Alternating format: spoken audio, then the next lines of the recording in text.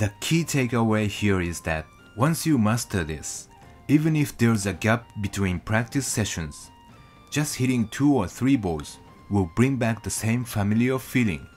That way, you can always pick up where you left off. Hello, I'm Kenyu from Japan. Thank you as always for your support. Today, I'd like to share what I practiced and in what order to go from scoring in the 150s to the 70s. Also, writing comments often leads to new realizations, so please don't hesitate to share your thoughts below.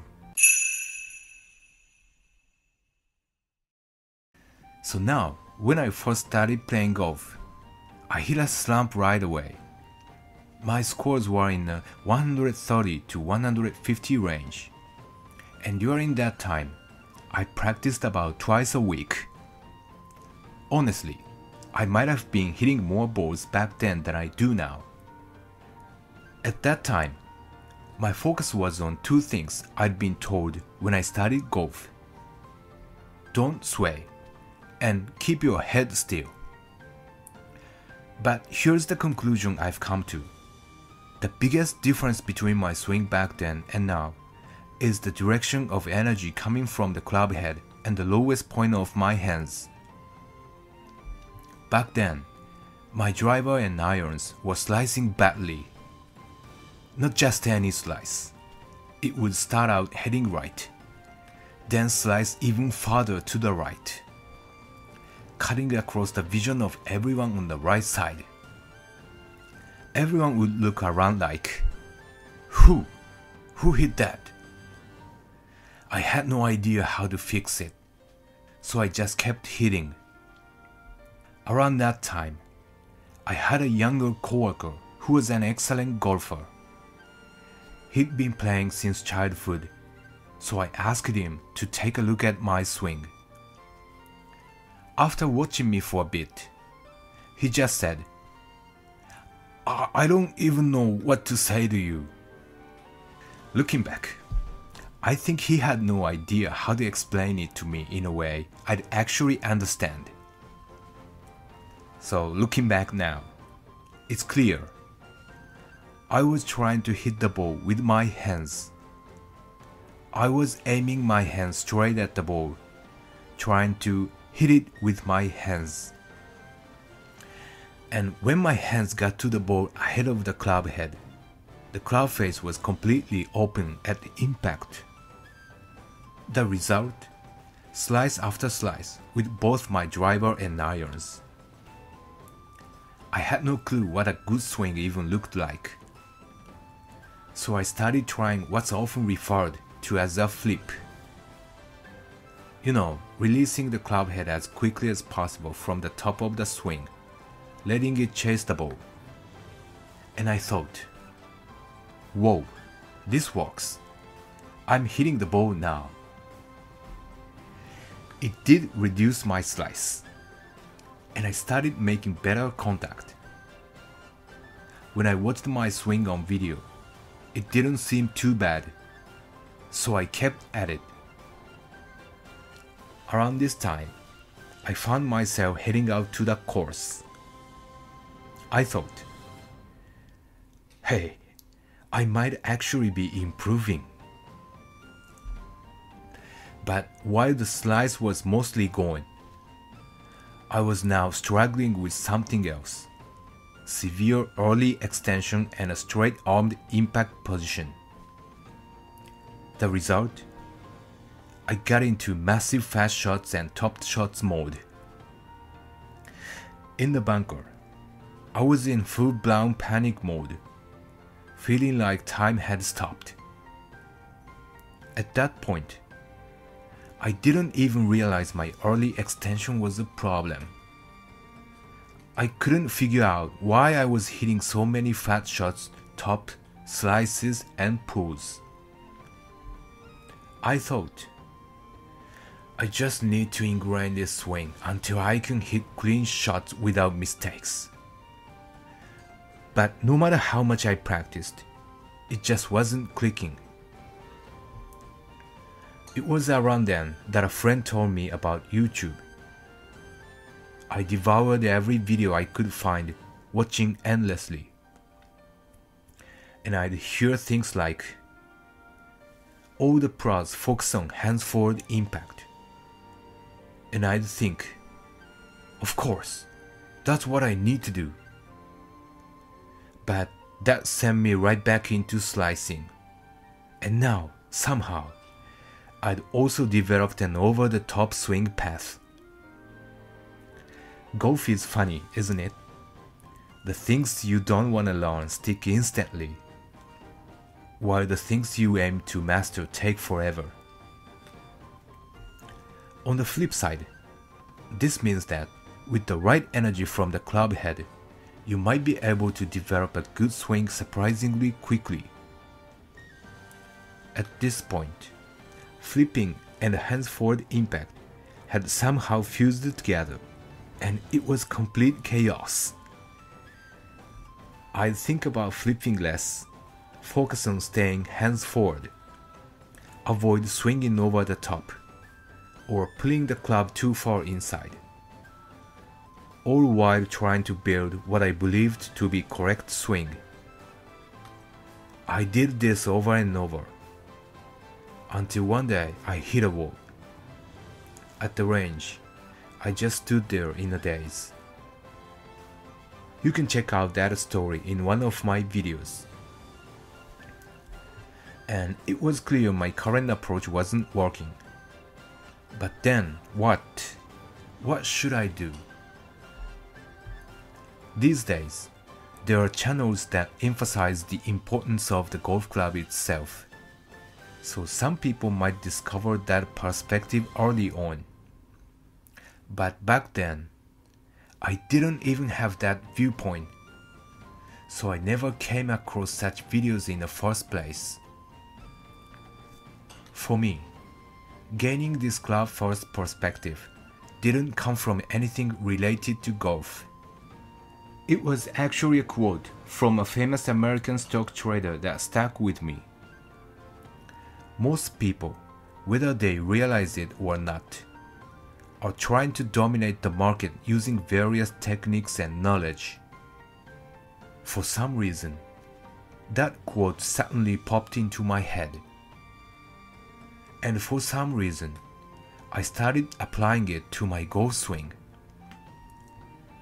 I thought, wait, what am I trying to dominate with my techniques and theories? And then it hit me. It's the golf club. Since I was already at the point of almost giving up on improvement, I decided to try a completely new mindset. Expect little, don't have high hopes, and just keep at it. But then I wondered, where do I even start? I bought books about golf clubs, but struggled to grasp the concept.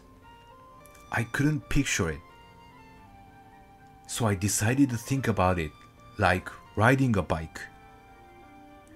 Once you learn to ride a bike, even if you don't ride for 10 years, you can hop on and start pedaling again almost instantly. I imagined that someone like Tiger Woods could go 10 years without hitting a ball. And even though his distance or accuracy might decline, it would only take him 2 or 3 shots to find his rhythm again.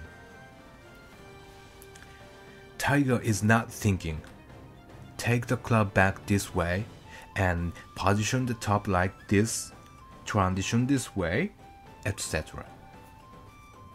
He's riding the bike, so to speak. I realized that I wasn't even riding the bike yet. Instead, I was trying to do tricks like riding hands-free or standing on the pedals before I'd learned the basics. Trying advanced techniques before you can even ride properly is like practicing the GG swing or doing wheelies before you're ready. It's just asking for trouble. So I told myself, learn to ride first. From that point on, I started rewiring my mindset.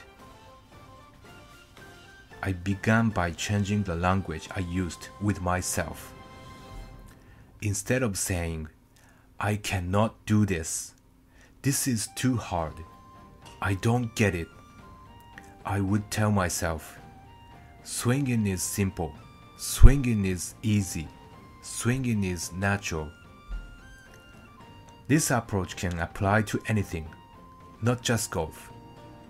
By changing the words I used, I started shifting my emotions and mindset.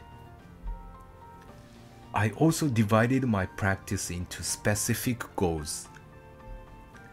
This practice is for exploring the direction of the club head's energy. This practice is for feeling the club face. This practice is for improving accuracy. And this practice is for building confidence under pressure. This practice is for approaching my ideal form. Breaking things down like this made practice much more focused. First, I set out to ride the bike, to find that feeling of consistency. Once I could do that, gaps between practice sessions no longer mattered. Even after time off, just 2 or 3 shots would bring me back to where I left off. That's efficiency. I had always wanted to pick up where I left off, but I couldn't. I finally started making solid contact by the end of the practice session, but by then, I was completely drained, and it was already time to call it a day and hit the bath. It was incredibly frustrating. I desperately wanted to reach the point where, even without thinking about every little detail, I could hit the ball roughly where I intended. When the club head's energy flows toward the ball, you can swing effortlessly and still make great contact. That's because the energy from the club head is so powerful. However, many golfers unintentionally direct that energy in the wrong direction, away from the ball, or at least away from where it's supposed to go. For me, this misunderstanding stemmed from misinterpreting terms like shallow and hands forward in videos and tutorials. Most of the information shared by professionals on YouTube is incredibly accurate and helpful. The problem is their context, their starting point is often completely different from ours as amateurs.